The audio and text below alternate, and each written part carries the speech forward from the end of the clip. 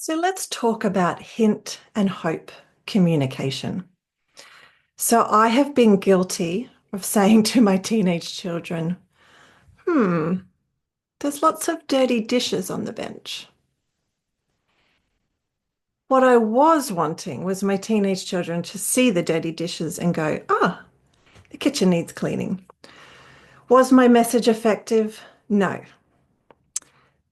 Now, most of you would have seen the Martin Bromley case or have heard of it. And in that instance, when the airway was in trouble, the nurse, rightly so, went and got the advanced airway emergency trolley. But she used a hint and hope methodology where she brought the trolley into the room, put it in front of the doctor, and left. So, hinting that there was a problem and it needed to go to the next stage to rectify, and hope that that message was received. And it wasn't, just like my teenage children in the dishwasher. So, documented in the literature, and certainly a finding within my own research, that nurses in particular use a method of communicating called hinting and hoping. Hinting that something is wrong or something needs doing, and hoping that the other person understands and picks up what they're trying to convey. The aim?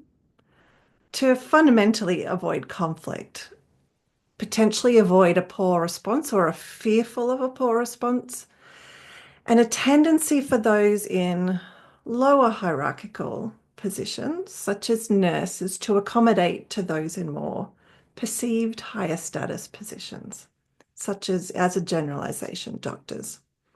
The problem with this, the messaging is unclear.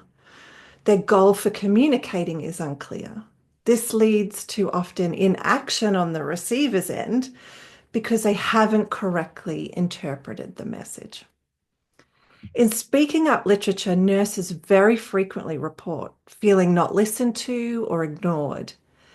Yet I found in my research that receivers of these hint and hope messages often didn't realize that the nurse was trying to speak up. There was a misinterpretation or misunderstanding of what was going on.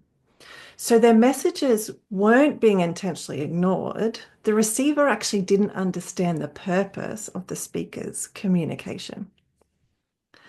Funnily enough, when the nurses were on the receiving end of hint and hope messages, they found it extremely frustrating, often stating how they just wanted the nurse speaking up to just tell them what they wanted.